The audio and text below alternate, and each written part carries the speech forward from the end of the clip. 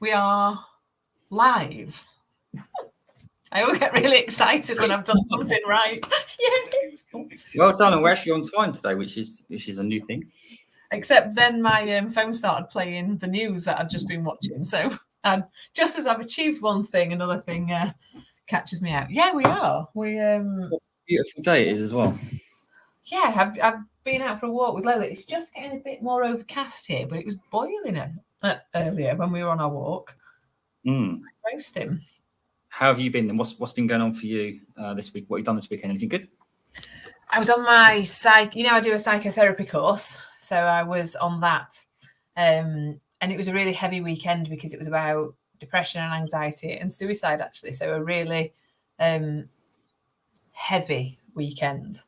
I don't think I expected it to be quite so challenging, actually, but it was. But it's really important stuff. Obviously, if you're working in therapy, you might have people that have got thoughts of suicide, so you need to be able to talk about it and not get too emotional yourself. Just be able to talk about it as plainly as, because it's not your thing to get upset about. So, yeah, that was an interesting weekend.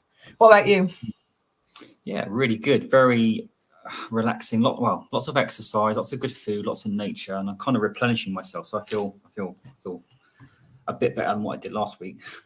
Oh, that's good, because you weren't feeling at your healthiest. I don't want to speak for you, but I'm which is, I think, something we can go on to talk about. I think it's important to make sure that you take care of your needs. But before we go in, before we do, I'm mindful that people are saying hello to us, so I just want to be able to say hello back. Have you? We've got a different system set up here, so can you see the comments this time? I don't know what it looks like from your. You can see "Hey guys" from Louise Morgan, So it's because I've put it up there, yeah. Okay, it's just I always have like a list of them at the side, and I'm trying to know when to put them in. So we've got Louise. So hello, that's really good to say hello. I love it when people say hello to us. I don't feel like we're just talking amongst ourselves. Yeah. We've got Andy. So hello to Andy. Hello, mate. We've got Jason, who always turns up and just drops absolute bombs of truth about things. Yeah. And we've got Luke. Yay, Lukey. Good. I love that. Hello, friends. Hope all is well. Two of my fellow Kilimanjaro climbers there, which is good. I was Luke and I were at an event together on Friday, and we were talking about Kilimanjaro, and he was actually like, get it sorted now and turn up. I'm like, I'm doing everything in my power to be there. So yes, I still hope to be there with you all. But I sent Jason a message saying, just curious, how long will it take me if I decide I want to turn up? Can I just turn up, what's the minimum time I can just rock up? And actually he was really helpful, the way he spoke to me about it and explained the process of what we're doing. I think I could still turn up a few months to go and still be able to do it. Amazing. If you come, it'll be so much fun. It'll be difficult and challenging, but it'll be brilliant. Well, I love, obviously I'm not saying Kilimanjaro is like any of the Yorkshire Peaks or anything like that, or, Snowdon or whatever. Of course it's not, they're completely different. But I usually run them. And I don't have to exercise or train. It's just the way my body is made. It's easier for me to run than it is to just walk. So I did the Yorkshire Three Peaks and ran the vast majority of it on my own. I'm not saying I could do that to Kilimanjaro, obviously, but what I mean is I might not look fit, but I've got a weird fitness underneath everything. Wow. We might need you then to keep us spurred on then. We'll see. And just quickly before we move on, Heather as well. Hello, Heather. Hi, Heather. And a hello back to you. That was a long extended hello. And then just one final berating off Luke, because do it. All right. So this is a really interesting one because I decided to almost handpick some of the news scenarios that we've had this week, since certainly in this week, but we've not spoken, for a couple of weeks. And there seems to have been loads of stuff and really divisive things that I think could set people against each other. News situations. And you saw in my post I put about the Manchester United with Mason Greenwood, and that's already been on social media. So I saw Jerry Williams do a post about it, and actually Heather commented on it. I didn't comment on it, and I I read all of them, and you know me, I'm not afraid of speaking, and I'm not afraid of speaking the alternative view. But I think it's such a sensitive subject matter that I think you'll do it a disservice by speaking in text alone.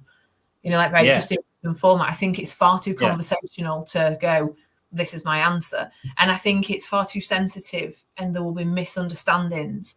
And we don't want to fall out over these things. We want to understand our differences. Everyone's entitled to their opinion. What did Jerry say out of interest? What's her sort of general opinion? And I might get this slightly wrong, but I can bring it back up. But I think her general opinion was she doesn't think he should be allowed back to play. And Heather, you were on this conversation, so if I've got it wrong, please do correct me in the comments. But I think her general consensus was he shouldn't be allowed to play.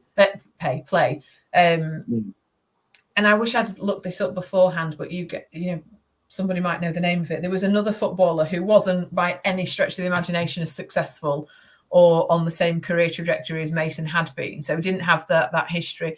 But he was accused of, was it him and another guy were accused of rape, and they were taken to court.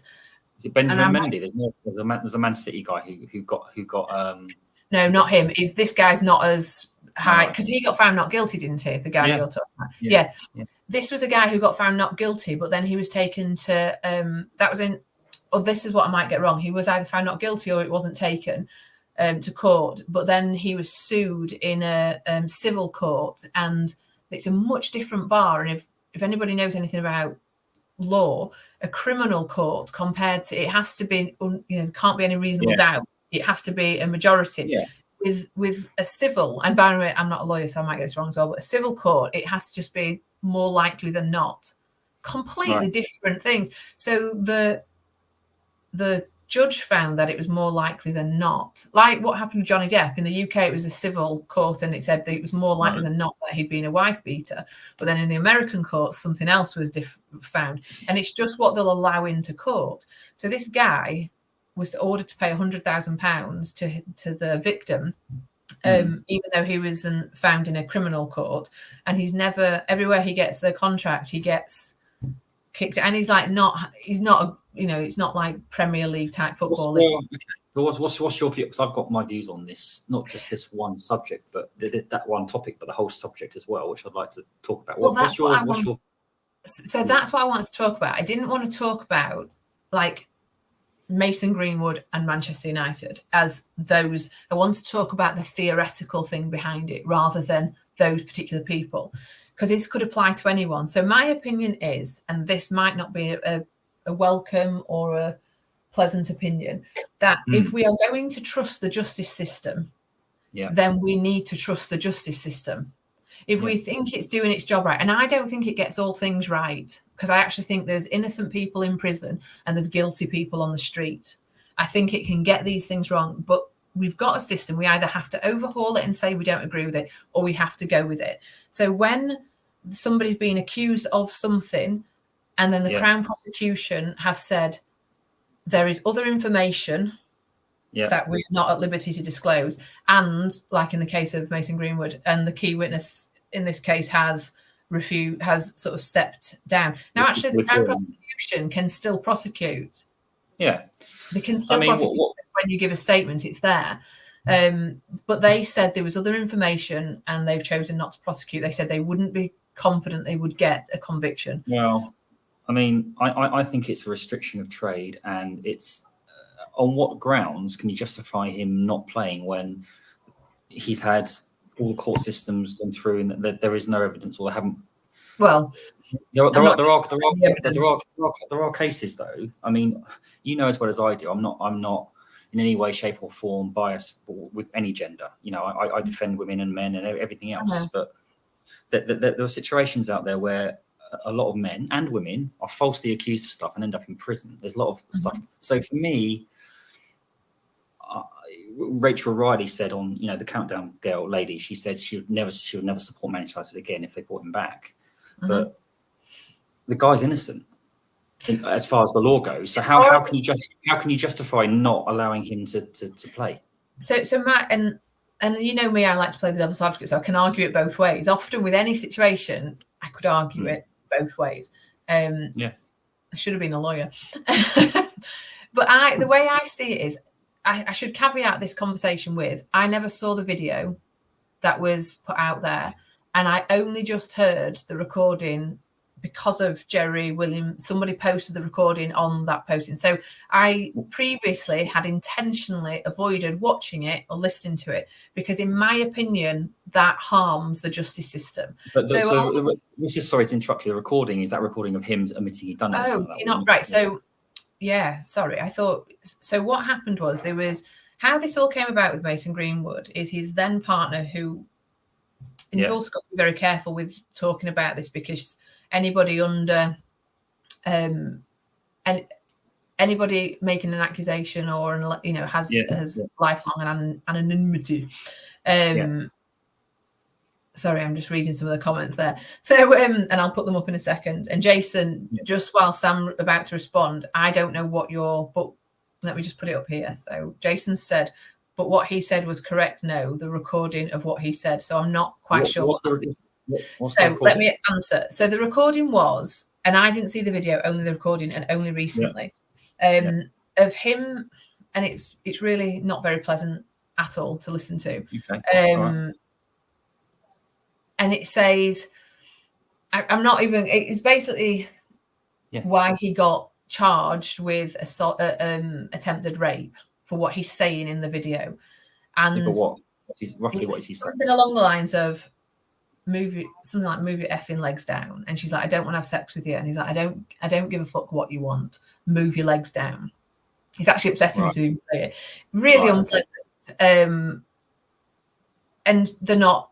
He's shouting, she's talking, but she's under. You can tell she's under distress. She's like, I don't want to, and so she's clearly saying no to something, and he's saying, you have no agency in this. I'm going to do essentially.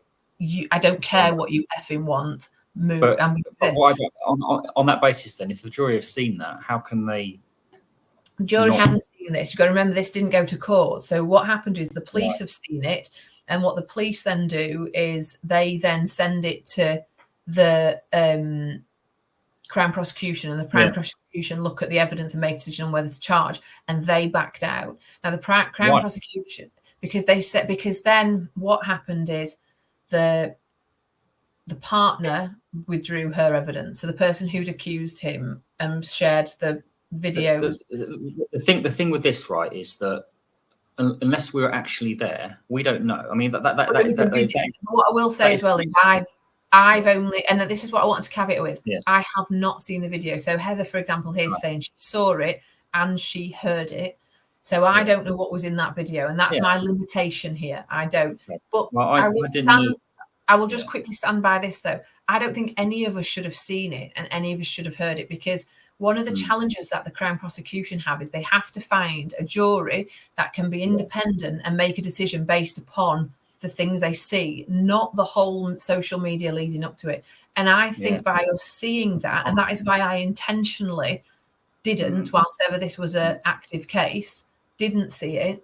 And it was horrific what I heard. And I think what would have been seen, and I haven't seen it, probably was. Yeah.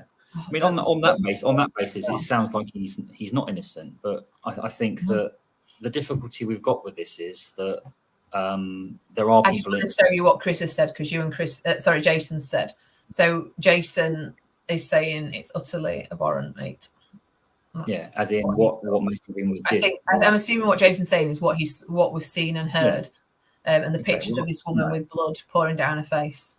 If that is the case, then there shouldn't even. It's an open and closed case. He's obviously guilty, isn't he? But this is why I didn't want to talk about one specific thing, because we haven't obviously been there. We're not all party to it, and if someone's done that, then it's not even a question for me. Of course, he shouldn't be playing, but it's more the wider context where people can jump on a bandwagon and just then it comes like all men are like this, and it becomes very.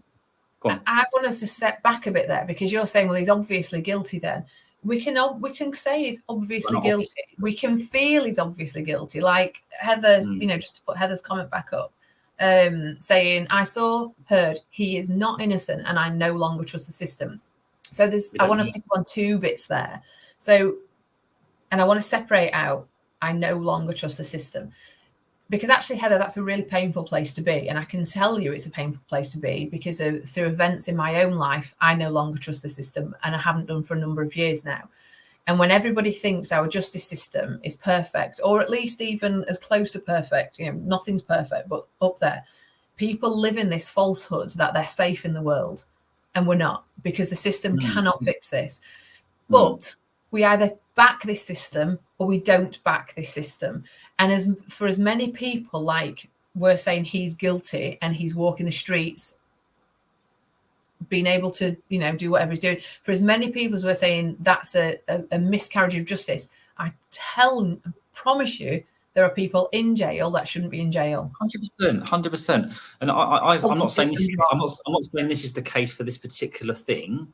I'm not saying this, but I've had a situation where I've seen a recording of someone in an abusive situation, and part of the recording's been played, but not the other part of the recording, and it's a completely different. So the body of evidence seems to suggest that he's not innocent, of course, but we cannot categorically say one way or another, I don't think.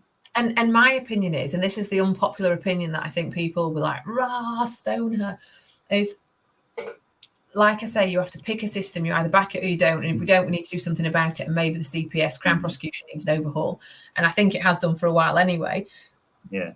But we have to do it both ways, if that makes sense. Yeah, we have to accept that there's innocent people that have been found guilty and guilty people that have been found innocent. So we have to accept that there's problems both ways. Yeah. And that's not always easy. And we always also have to accept our culpability in this, because I genuinely don't believe that it's our business to convict somebody. It is the system's business. Of course, exactly. So on that basis, then, I mean, you've asked me the question: do you think he should play for Manchester United again? I think, and this is what people I'm not saying. Well, I don't know whether he should play for Man United. I think he's a loathsome. From what I've heard, I think it was loathsome what I heard, rather than calling him loathsome. It was horrific what I heard, and it still has a physical effect on me hearing it. But I think that it's a very dangerous line if we're going to start saying there needs to be no conviction, but we can just decide who we think has a whatever. And let me just explain why I also think this, because it's similar for people coming out of prison. So people that have been found guilty and are guilty and acknowledge their guilt. These people are leaving prison and they are still being judged as criminals and not being allowed to rehabilitate, because not because of the system, because of the power of social media and the masses. And so people are being threatened and killed. And I only had, there's a guy threatened to be killed. Sorry. I only had a guy on social media, on LinkedIn, that I follow, who openly says, I'm a criminal, I've served my time. And you might have seen me share his post. He said, I'm on license. So because I'm on license, I can't get, like lots of employers won't employ me. It basically means he's been, you do something like, and I might get this wrong, 2/3 of your prison sentence, and then you're released to basically serve the rest of your prison sentence in your own home. But it is because you only get it if it's good behavior, if it's certain crimes. He was released. I got a message from someone saying, do you know the nature of his crimes? You shouldn't be supporting him. And it brought up a very interesting question for me. Should I not be supporting him, regardless of the nature of his crimes? Because if you've paid your price and you've been released, we might as well have the death sentence if we're not going to actually rehabilitate people. So I'm just curious about this taking the law into our own hand situation. I struggle to say whether I think he should play football again. But I suppose what I'm trying to say is I think there's a real horrific I'm the judge and jury of the situation. Thereby the grace of God go I. Yeah.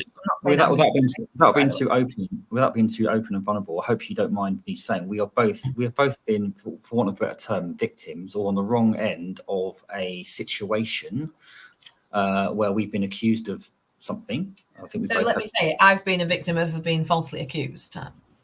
I didn't hear that. I am happy to say I have been and am a victim of a false accusation. Yeah, that same with exactly the same with me. And looking at it objectively, because I know your situation and you know a little bit about mine. The outsider, without being there, the body of evidence would say, actually, Cheryl, I think you're this, or Chris, I think you're that.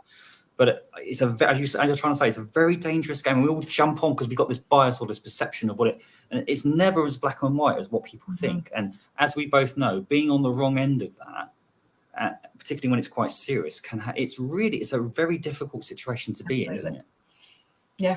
I'm just going to put some comments up because there's lots of comments on this. And by the way, Kim, I'm certainly going to come to your comment slightly different because I think it's important to talk about it, but in a ever so slight sidestep to it. So don't think I'm ignoring you. Because just on that, do you want to do this point first, actually? Sorry, yeah. So Jason, because I like it that Jason answers back to us. I love that he gets involved and we can have a conversation. Jason, at any point, we might get you, if you want to get on. So there are a couple of issues: the legality of what happened and the morality of what's right. Is what he said in the recording illegal? And remember, I've not seen the video. So he says, I don't know, but it's certainly an indicator of what this person is like. Morally, he should not play, even if it's not illegal. Can I answer this? Because I get... Go on. Ryan Giggs. Yeah. So when I think about Ryan Giggs, he was this sweetheart. All my growing up, Ryan Giggs was this sweetheart. Oh, yeah. Football, and he was like the good guy of football as well. He was the measured, like I know obviously he could, on the pitch, but he tended to be the one that, you had Roy Keane who would smash your face in, but you had like Ryan Giggs who always just looked like the good guy. And then all of a sudden, whilst he's Wales captain, this comes out about him. Now, he had accusation. He was having, correct me if I get this wrong, and I'm sure you all will, because I'm not a massive football follower, but I'm a human behaviour one, but I might get this wrong. So he was the Wales captain, but he was accused of having an affair with his brother's wife, which was true, and he was. But he also got accused, did he not, of sexual assault and violence against women. Something similar to that, yes. And it went to court, and they couldn't get an outcome, and it was meant to go again. And I think in the end they said, we're not taking it again because we won't get a realistic outcome because of social media and because these are public profiles, maybe, who knows. But when I think about that guy, and I don't think, I don't know what his career's like afterwards, and he's a bit older and stuff. You don't hear many people really going, he should never be allowed to work in football again. I don't know if he is, by the way, but you didn't hear many people saying that about him. No. When you think of other criminals, like not criminals, the guy that you were talking about, the Man City guy. On that point, just to interject with that, he had 2 trials and he was acquitted on both accounts. So for me, either there was a lack of evidence or the girl in question. Do we mean Ryan Giggs or no? Benjamin Mendy. Sorry, yeah. I was going to say sorry. Yeah. His reputation is in tatters. Whether he was culpable or not, but there were situations where the reputation of someone can be in tatters, and I think we just got to be very, very. So I think this is why each situation is different. I don't. What I don't want to say is that I think Benjamin Mendy was innocent. I think Mason Green was guilty, and start to do that because I think that's the territory we're falling into. I think it doesn't work like that. Well, no, and this is the bit I want to talk about with what Jason's saying about the illegality versus the morality. Morality is a really hard one because who gets to decide what's moral and not? Some people would say having an affair is immoral and it should. I've seen people say they should lose their jobs if they have an affair. I've seen people say, I have though. I've seen people. Yeah. Years ago, I remember my mum saying to me when my dad had an affair, she doesn't think divorce should be allowed. You shouldn't be. If you have a child with someone, that's it. Because she was hurt. I mean, she actually moved on and had a much better life afterwards. But I always joke with her now and go, can you imagine if that had been put in place? Once you're married for life, no matter how much you hate each other. What atrocities could take place? What I suppose I'm trying to say is, who picks what's moral? I know people that have open polyamorous relationships where but most people would think they're like the lowest, like how could you do that? But they do that. Who gets to decide? So some of these footballers, all I was going to say, some of these footballers, sorry, I get really up. They've had like lots of sex with lots of women at the same time. Like they've had like multiple. Yeah. And I think when I look at some of it, I think, do you know what they need? There needs to be some education for these people because I think with lots of power and lots of adoration and lots of money, bad things happen. Bad things happen. And these people have been primed for this. I can have what I want when I want. we are and young boys are going into these academies where they're basically being like, the world's yours, just have a pick of these 10 women and do what you want with them. It's not a good grounding. It's really not safe for the footballer, but more so for the women, or the not only women. It's just a breeding ground for harm, in my opinion.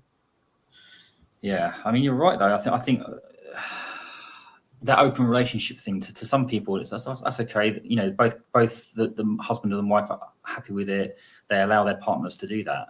For me, it's like, I would never, if I was married to someone, I'd never allow that. And that's a different set of morals, isn't it? It's yeah, not but one that's rule. what I'm saying. We can't take people out of work for moral systems, is what I'm saying.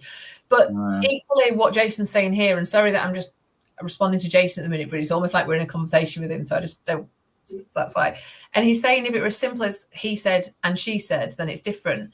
Well, interestingly enough, in the legal system, Jason, it's not different. And what he said and what she said is counted as evidence. It's not counted as a he said, she said. It's counted as evidence. And anything can be counted as evidence just from a few weeks ago. So there's a real vague, blurry line on that. So if something was like 6 months ago and he said, you know, there was a he said, she said, what somebody who accused you of is classed as evidence. It's not just opinion. And that's the scary thing, I think, as well. But I take your point. There's actually recorded evidence, and I will stand by. I've not seen the video, and I think that's...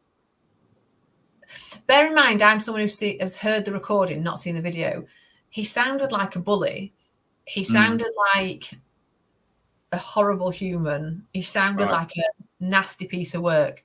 Yeah, I couldn't have put... If you'd have asked me as a peer on his jury, just having heard it, was that a rape? I wouldn't have been able to say for sure. It could have been saying, just move your fucking legs and try. And I know that doesn't make it okay, but I couldn't have hand on heart said it was attempted rape. I'm assuming the video says something very, very different, and I've not seen it. Yeah, you mentioned, I think last week, about you're part of some groups of people, aren't you? That was linked to this kind of whole debate, wasn't it? That kind of concept talks about. It definitely was, and I will bring that up. I just want to not ignore people as well, so I'm just going to put Heather's up. But I will, don't let me forget that, because I will come back to it. So Heather's saying she's lost faith in the legal system. Sad, because I have too. But actually, that isn't the biggest issue for me right now. The issue is he's about to be put back on some of the most watched TV in the world for his actions to be accepted and idolized. I'm not sure. Have I missed something? Because I didn't know that was happening. I haven't followed it. So if he is, I certainly don't think he's going to be accepted and idolised. I think he's got a long, difficult journey back, and he's tarnished now. I think that, rightly or wrongly so, I'm not justifying him at all. It's one of those things where if he is back, you know, how long do you vilify? I mean, what do you do? You can constantly just throw hate at him. I suppose the difference is if you've been found guilty of something, paid your price back to the community and repented or whatever, you know, and rehabilitated, then at least you can say you accepted what it was. Well, I think what's happening here is it's almost like this. I think there's this sort of two sides of it where someone's going, poor guy, he's lost his job. He was still getting paid 75,000. Was it 75,000 a week? He was still getting paid. I'm sure it might have been, but maybe that's like his half, whatever. But he was getting paid throughout this, and still is. And I know there is a conversation that Manchester United are having, and I don't think Manchester United are having a moral conversation. I think they're having a business conversation. We've got this person on our books that actually, up until this, had this incredible career, just talking about career. And he's actually now dead weight to us. We need to offload him. I think they're looking at how they can do it. But then the point is, you know, from a legal perspective, and I think, Heather, this was the conversation. I can't think what the guy's name is, which is really bad, that you and were going backwards and forwards with. Oh God, I can't think of his name. Anyway, he No, on Jerry's post, there's a guy who's on the Formula One yachts. He was having a conversation with Heather and Jerry and a few other people, and he was saying it from the other point of view.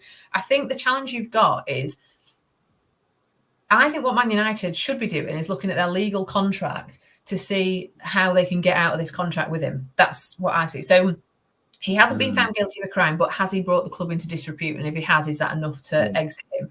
And then when you think about it from this is like an employment law situation. Is there any precedent out there in the football world where other people have brought their clubs into disrepute, including Manchester United? Are there any other players within Manchester United within their time frame that have done something that brings the club into disrepute where they didn't get the sack? That, I think, if I was an employer, that's what I'd be doing my time looking into. How do we exit a person and not get sued? And how do we afford to exit that person? I wonder if they're doing that. I don't think these people are taking care of his. But to Heather's point of view, she's talking about the people that are sat at home going, well, do you think he's going to be accepted and idolised? Then how do you think it's going to be if he is brought back? I think we're living in a world of Andrew Tate, so I definitely think there's a group of men who condone this behaviour to women who are misogynistic. Absolutely. I think there'll be definitely men and women out there who will blame her for sharing the videos. There'll be definitely men and women out there that blame her for taking him back and withdrawing her evidence. And there'll be people that say there'll be essentially victim blaming in the situation. What she went through was horrific. There's no question about that. Yeah. And the fact that she's back, because, allegedly, and I want to be careful of that, she's back with him. Oh, really? That doesn't mean it could be an abusive relationship, according to what we've seen, where she's feeling gaslit and like she can't. So that's the other issue we've got to consider. This is very complex, but there's a business element, there's a moral element, there's a legality element. And then there's also a social media thinking, because I think we have damned the case by getting involved. I think that's a strange one, isn't it? That they're back together. It could be very much Stockholm syndrome. She could be just doing that under duress or whatever. But that's all she's ever known, that abuse, and that's what she gets. And then that makes her a victim. But why are they even? But either of them considering getting back together? It doesn't sort of bode. Because if they're both, if they're damaged people, hurt people, abusive relationships can often be very almost addictive, and narcissistic relationships can. There's this pull-push situation. Who knows? We're not, but it doesn't take away that situation. And I suppose my point remains, is it our business to decide it? I suppose it is. As a supporter of the club, you can go, well, I won't support a club where this person turns up. And that's your agency to do that. So has she categorized? I mean, she's obviously she put the charges forward, did she, or was it evidence? Yeah, what she did was. I'm surprised you haven't heard about this. I have. I distanced myself from it because I didn't want to. No, it's horrific. She released a video and a recording of pictures of you, essentially saying this is what he does to me. And I didn't watch any of that, not because of any other reason apart. If this goes to court, it needs to be objective and someone needs to be able to do what they need to do in the right way. Because I respect the system, even though I don't trust the system, I will respect it as much as possible. You don't want to undermine the system, do you? And hopefully it's going to do the right thing. But everybody saw it. He was immediately sort of taken, stopped playing, and then it went, and the Crown, he got arrested for, I think it was attempted rape and controlling behaviour, coercive and controlling behaviour. And then what happened was the charges were dropped, and all we've been told is, which is just the weird thing, we've been told that a key witness stepped back, and there was new information that can't be shared. That's it. I mean, I obviously doesn't do what everyone heard and saw. No, I feel sorry for her. I feel sorry for anyone in that situation. Obviously, it's horrific. But I mean, there must be people around her advising her not to do that. But she's doing it. Is she doing it under duress, going back with him? I feel sad for that. Why would she do that? But he must be under her. She must be under her spell, or the people around her. Surely we could stop her going back with him. We can't, but they should. No, yeah, but nobody can, and that's a really difficult part of it. Can I just put Jason's point up? Because I just want to agree. I just want to be really crystal clear here on something. So Jason's commenting back to me saying about morality is a really difficult thing to police. And he said he thinks it's different. Affair is a conscious choice between some parties. It's not a conscious choice to the person being cheated on, of course. It's a conscious choice between two other people. I'm sure if he said to someone who'd been the victim of an affair, it wasn't a conscious choice for them. And being polyamorous is a choice too, absolutely. And this recording is about one person telling another person what they will do. No is no. Yeah. So just to be crystal clear, no is no. There's never any, you know, as the way I raise my stepchildren is to understand that no is a consent issue. So even playing games, you know, when they're pushing each other, and I'm like, when someone says no, the game ends. Done. No negotiation. You don't try and persuade someone. It's done. So I'm very clear on that. I will keep standing by. I didn't see, and he's saying about the recording. For me, I can't say about that recording. It didn't. I don't know what the recording was. It wasn't enough. I don't know what it was. Is my argument. It was a nasty piece of work, but I don't know what else it was. Heather obviously saw it, but I can only speak for the recording. It sounded like a very nasty piece of work.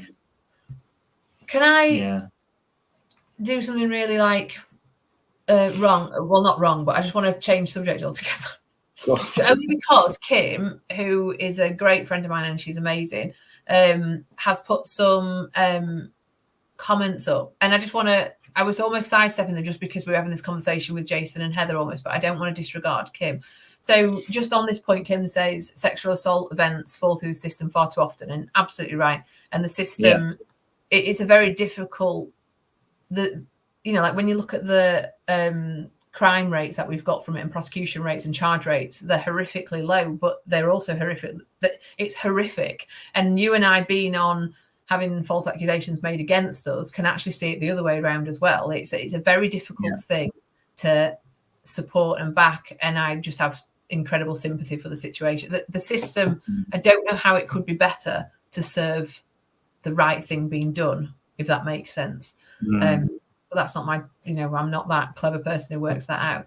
But something and Kim, this is not going to make sense now, because I can't remember where we were talking about it, but I know what we're talking about. So Kim says here, at least they're able to use a public toilet. So Kim, I hope you don't mind me talking openly, but I know you're a very open person. So Kim is a trans woman. And obviously the assaults that are taking place on the trans community. And actually, if you ever look into this, I think we've got a real problem in the world. I think there's some really serious uses of power.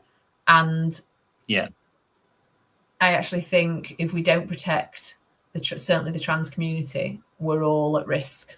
It's just we're further down the line, in our demographic. So I don't know if Kim's still watching, and if she I don't know how we're going to on that subject. I don't know how we're going to get to a place where it's safe for trans women to use public toilet. How are we going to get to that stage where in today's society? I think. Well, for me, I think I would be really comfortable just having no gendered toilets. But the challenge you've got with that is some people. I've like when I go to Manchester, a lot of the hotels or the restaurants that I've been in, or the bars. Obviously not all, but a lot of them are, men and women, non-binary people in the same toilets. I have no issue with that. Where people get slightly worked up is children going into the toilet. I've got no issue with non-gender toilets. For me, I'm not funny about it, but I think that surely based on what we just discussed with Mason Greenwood and other people like that, I mean, surely it's not a safe thing to do for society to you can put cameras up on the boat, but isn't it open season for people who want to abuse that and take advantage of people? I'm sure it is, but I don't think that means that we stop. It's almost like because there's a bad person in the world, all the good people have to dim themselves and limit their access to the world because there's some bad people. But I also wouldn't want to put them at risk either. No, but I don't think that's our decision to make. As a cisgendered woman, it's not my decision to tell a trans woman where she's safe and where she's not. But we know that she'll be less safe. And I've really got to answer Kim on this because I don't know if the recording didn't come across as absolutely not. I have no issue with children. So just to be clear, Kim, I don't have that issue. I know that's the argument people put up. So without a shadow of a doubt, I don't see you. If you ever want to babysit, jump over. I think it's no, really I important. just. Sorry to interrupt you. No, but I just needed Kim to know that's not me who thinks it. That's the argument that's people ridiculous. put up. Oh, you've frozen. That's ridiculous. Sorry, that's a bit of a ridiculous. No, but that's what people put in the. So you have cisgendered women, and you have other people saying that are, and you're right, it is a bullshit argument. People saying, well, what about the children? I don't want my child to go in and a man be in there. That's what people are saying because men are this threat. So what they're actually saying is if we have genderless toilets and men and women and children going into the same toilet, then it's a threat to children because we might see a penis in there. That's because at the minute, most men's toilets are not set. But I just think just make everything a private stall. So like, I still find it weird that men go into a toilet and have urinals. I say to John all the time, I'm like, do you ever look at people's penises? And he's like, absolutely not. I'm like, yeah, but it's right there. It's almost like saying, don't hit the red button. It's like, I'd be like, but obviously it's because I've never, I'm never been in that situation. Yeah, I guess the whole private stall thing can work, isn't it? Because there'll be a communal area where you wash your hands, I guess, and there's a private stall. I mean, yeah, that's I think it's. I've used, and I just don't see why we can't do that. I don't see why we have to put somebody on the outside of something. It's overcomplicated, and we're making it overcomplicated. Same with when people talk about pronouns, and they'll go, well, I've had the I've talking about that he, she, and I find it really difficult to use they. Yeah. But lots of countries don't have gendered pronouns. Like Turkey doesn't. I've just noticed you've changed your show. What are yours now? Mine have been like it for a while, and it's actually Andy David, who I don't know if he's still here. Mine are she, they, and the reason why I do she, they is I'm a cisgendered woman who is, who for the whole life has been a she. But I suppose what I'm just trying to say is it's almost like if somebody wanted to say, we're getting rid of gendered pronouns and everybody's going to be they, I'm okay with that too. Yeah. I'm not so, and maybe it's because I've got the privilege of being a cisgendered woman. I was born to the body that I identify with. But as far as I'm concerned, if it makes it easy for everybody, I'm not wedded to the fact that I need to be called she. And, like people that say they don't recognize different pronouns or different biology for me, I'm like, I'm not on board with that. So I'm almost saying it just to say, I'm that person. Okay. Can I read some of Kim's? Because she's answered a lot of me. Sorry, I'm just reading them as I'm putting up. So Kim's saying we're women, simple as that. When was the last time someone poked their head over your stall? Unless I invited them to, it's been a long time since that happened. But I completely agree that we're women. But what I will also say is I've never had an issue with labels, and this is always an uncomfortable conversation because some people go, we shouldn't label people, but actually they're just adjectives that help me understand someone's journey. So I'm a white woman, for example. I'm a Yorkshire woman. I'm a mid-40s woman. I come from a working class background, and I'm a cisgendered woman. It doesn't mean that I'm not doing that to exclude anyone. I'm doing it for people to understand my background, moreover. But if somebody doesn't want to have those labels, that's your personal choice as well. I just think it's about respecting each other's individuality, in my opinion. It's difficult because I had an example on LinkedIn where it was actually I'll tell you about that in a minute. Sorry, I just want to. So Kim's saying, and her point is that literally harmless women like me, her, Kim, are seen as a threat with zero evidence, and some asshole kicking a ball around can assault women left, right, and centre and sees no penalty. Fairly blatant statement. I mean, I suppose, Kim, that I totally back everything that you're saying there. My big challenge remains about the asshole kicking a ball around, that the system has to do something about that. I'm not for mob mentality of I'm going to take something into my own. Similarly, like how I wouldn't for any situation. I think you either have to change the system or you have to accept the system. We cannot become an alternative to the system. Otherwise, we're almost living in a purge mentality, where we go out and murder people because we're feeling. That's my point. I similarly that's why I want to get rid of this government that we're in, because of the assaults that they're doing on the transgender world, because I do think our current government is assaulting, and I think it's happening in America. I think it's happening in some countries within Africa as well. I just can't think of the name of the country that's doing it. I think that it is horrific, and that is why I want to change the system. I don't accept that system. Labels validate identity. Labels validate identity. I don't know if that's. See, on this point, I think I've had pronouns before and I've taken them off. I don't want to explain why. I don't feel as if I need to explain why. But anyway, there was a trans woman who posted on LinkedIn last week saying that he or she wanted a mentor in recruitment, and about 7 different people tagged me as Chris O'Connell is the mentor. He's go to this. He had about 50 different people, but I was the most popular. I was the most popular. Yeah, I was the most popular one on there, and I didn't ask for it. I was, this is quite nice. So I reached out to the person and said I'd love to get in touch and give me a call. And then about 4 days later, I replied back saying, I'm not going to go forward with you. Thanks anyway. See you later, kind of thing. But based on, I looked at some of the comments, and some of the comments are this other person. I made sure they've got pronouns. Don't get me wrong. So I felt I was marginalised and deselected because I didn't have profile. I didn't have pronouns. Pronouns. Okay. So that's just one example that I think that let's not judge everybody. It's very easy to judge people for having pronouns or not having pronouns. I'm open to everything. No, I know that, but I suppose I'm trying to put myself in the shoes of someone else who's trying to find safety in the world. And if that's an indicator of a really quick way of seeing if that person feels safe with another person, then I get that. The reason I have pronouns isn't for my own benefit.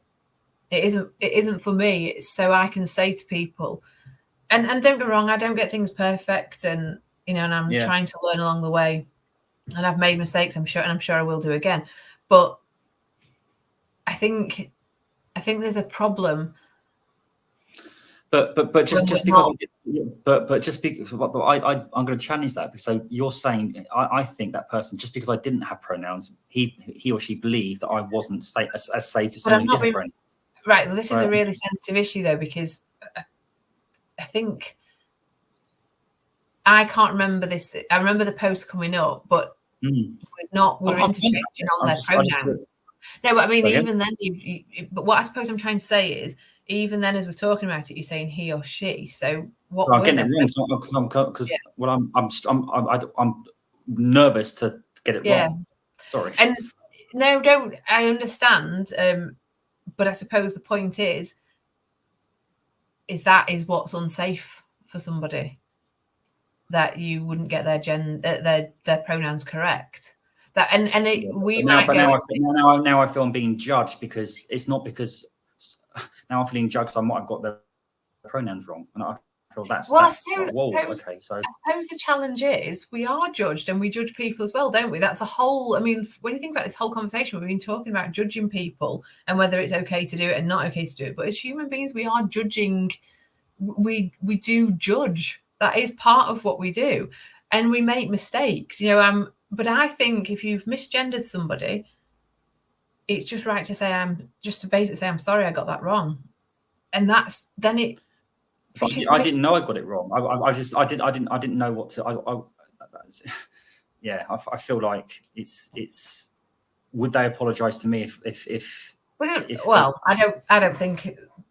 don't think we apologise on conditions. That's just my opinion, and I know we're disagreeing on this, but I just think I think what that person was saying is they wanted somebody that felt safe, and maybe you didn't feel safe, but that's okay too. It doesn't have to be. But if you did, because you've not been in their shoes, I've not been in their shoes. No. So how can we judge what's safe or not for them? Yeah, I understand that. But I don't. Sometimes I think it's not as black and white as what people think. Just because someone hasn't got pronouns or has got pronouns, I think both types of people judge the other people wrongly, or not wrongly, but in a way that isn't fair. No, but I think the world is made up of lots of unfair judgments, and I don't think, of course, you know what I mean, the whole world like, is. The whole world is. But I suppose what I'm trying to say is, I think pronouns are going to always be more important to somebody who's walked a painful life of being misgendered and has felt misgendered their whole life. And I've got privilege. 100%. And so have you, like we both have got privilege that we don't understand what it feels like to have felt our body has betrayed us. Like when I think about Luke and Cara, so my stepchildren, I think, I'm just going to take Luke. If Luke one day came to me and said, this is wrong, I should never have had this, I should have, I should have been born a girl, and the trauma that he would have gone through, and I say he because he's a he, but if he then said to me, and by the way, he is, because I've had the conversation with him as well, because I've talked to them explicitly and deeply about transgender issues, both in America and here. And thank you, Kim, for saying Uganda, because it is Uganda.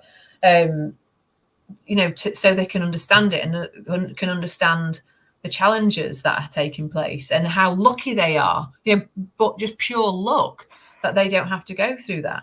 But I think about all of the minute by minute trauma that someone must have gone through to feel like you were born into the wrong gendered body. I just can't get my head around it. And then when you've gone through so much for somebody to get your pronouns wrong, or somebody to not even have their pronouns on when it doesn't really cost them to have them or not have them, I suppose it's just, I get why somebody wouldn't feel safe. And interestingly, if someone said to me, you're not the right mentor for me because I don't feel like you're still safe pair of hands for me to, I'd go and I respect that. I understand that. And, a good luck with finding the right person for you. I agree with most of what you said, but not everything. And that's why we have these. I'm happy for you to tell me what you don't agree with as well. By the way, it's not just me to tell you. I don't want to be. What I'm trying to say is, if you look at this really objectively, I think the people with pronouns judge people without pronouns, and I think the people without pronouns judge the people with pronouns. And it's pretty much the same. Let me just slow that down. Wait there. So you're, just because my head doesn't work, sorry. So you're saying the people with pronouns, so like me, would on the whole largely look at someone differently without pronouns. And on the flip side, people like me who haven't got pronouns would, on the whole, look at people differently with pronouns, who've got pronouns. So that's different, yeah. So I think we get really worked up with the word judge, because if it is just to see somebody differently, then I fully agree. So I think if somebody doesn't have pronouns, it tells me something about that person, because I think What? Go on. Well, it doesn't tell me anything for definite. It just tells me, does that person not have great knowledge about the LGBTQ community? Do they not? And by the way, and I don't, it's not something I live and breathe all day long, and I'm trying to be helpful, but it doesn't mean that it's an expert area for me, because it's not my lived experience and I'm learning as I go. Or does that person actually have a rejection of gender identity? Doesn't mean they do. I'm just saying, does it help? It just helps you ask some more questions. That's all. Why does that person? On that basis, then, do you feel that person would be? You deem that person as less educated, less open-minded, less of a moralistic, human, value-led person, or? No, so I think that. I'm not saying you do. John, no, because when I think about, say, for example, John, my partner, John doesn't have pronouns. Right. And I think he's the most wonderful man I know, and I'm in love with him. I choose him as the rest of my life. But John wouldn't have pronouns, but it hasn't changed. And just because it's fair, he's not on social media, but it's just outside. If I'm honest, and me and John have very challenging conversations. Even this morning, I said to him, "I think you're misogynistic, John," and he stormed in from the bathroom.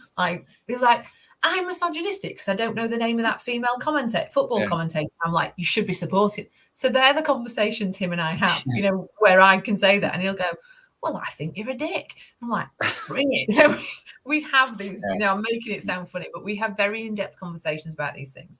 And he talks to me, I talk to him about race. I talk to him about, like I say, the LGBTQ community, and he doesn't follow this anywhere near as closely. And he'll say, Cheryl, you're going to burn yourself out because you care about everybody's capacity.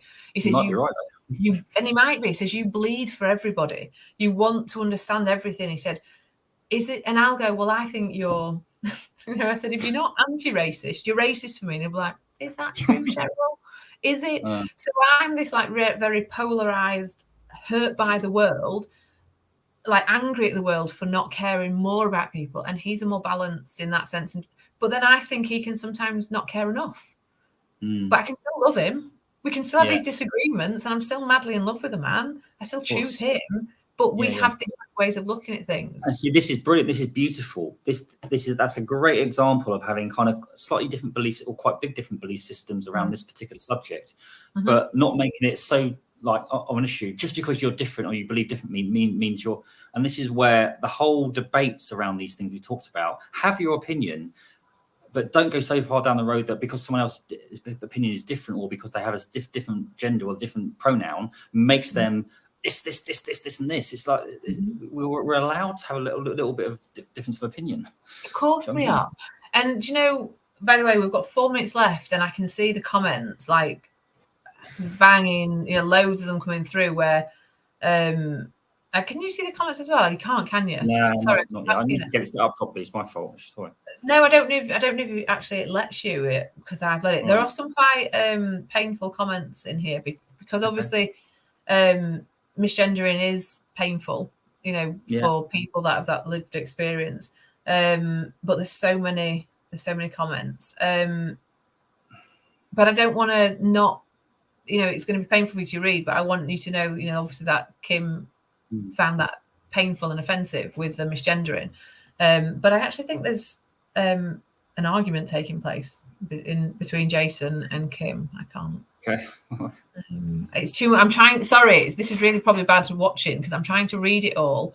I suppose, you know, Kim's, which will be hard for you to hear, but Kim's almost calling you out for your privilege, which I know is a painful situation in terms of like you're feeling judged and like you're the victim of something, but actually it's because so poor straight white male. So, and you know, I've been called out for my privilege as well, and it's painful. It's painful to hear, but sometimes it's also truthful, and it's, you know, that it's the truth of it. So I actually think in the situation of you misgendering someone or me misgendering someone versus the person who was misgendered, they're also always the person in pain rather than us for being called out about it. Does that make sense? Yeah, I'm not. Look, we're running out of time. I'm not going to get into an argument. I mean, but that was a genuine. I wasn't sure what to call that person. And if you want to judge, if people want to judge me about that, I mean, if people know me, the amount of work I've done for this community in terms of DE&I knowledge, I'm actually on a 12-week course about the whole thing with a lady called Jo Major, who's, you might probably know. Yeah, I know Jo. Yeah. So I think I'm doing a lot more than the average straight white male. But I'm not going to get into a debate with you about that. No, it's not. I don't think we're looking at it properly. The only reason I was putting it up there, Chris, is because it would have otherwise looked like I was not sharing people's comments. But there's actually so many to put. This is turned into quite a bigger conversation to say that's not what we were coming up for. But I also think that's the purpose of what we're doing here. We said we were going to talk about things that were challenging. Andrew Ward's on this call, and I know I've mentioned it before, but we went on to a call about race, and it wasn't intentionally meant to be this way, but when we turned up to the group call, I was the single only sort of white person, and at the time Dale said this wasn't intentional, you know, it was like a community of us, black people and white person.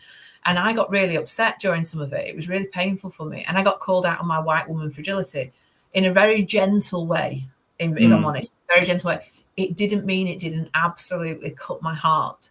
And Andrew is very generous of his compassion with me, but that didn't mean it wasn't true either. You know, like the fact was I had white woman fragility. I cried, you know, that's sort of white woman's tears.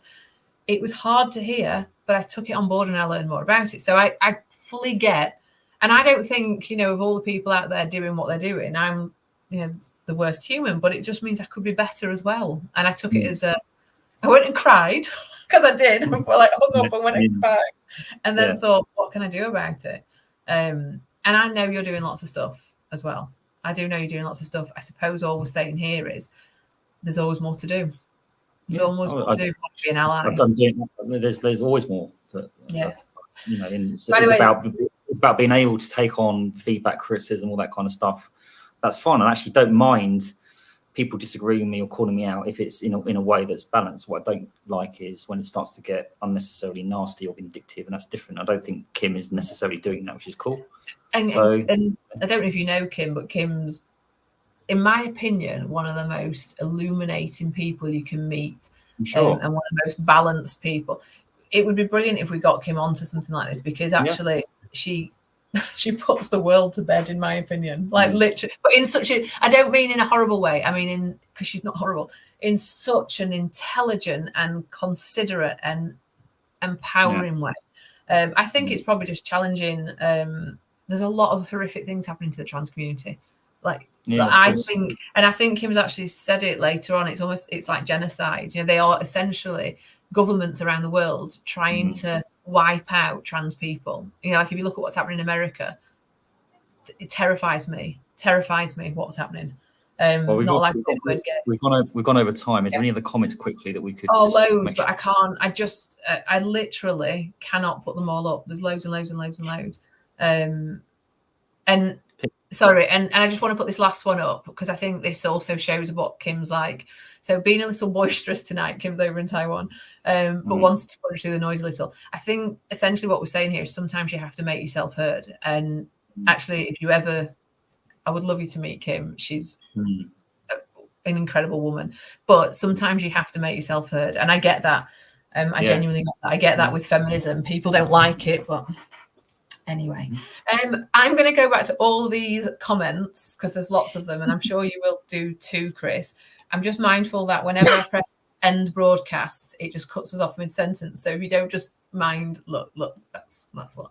If you don't just mind just hanging with me for a second whilst I press end, because otherwise it cuts us off mid-sentence. Thank you, everybody. Thank you, Kim, and thank you, everybody, for joining today. We should have had more time. Maybe we can continue this debate. Yeah, we didn't talk about Lucy Letby. We didn't talk about there's some horrific things happening, and we didn't talk about and the lionesses. So there's so much to talk about. But yes, thank you everyone for being with us. I know it was really, really challenging, some of this subject matter, but that's why we turn up and do this. So hopefully you'll join us next week. Bye. Bye.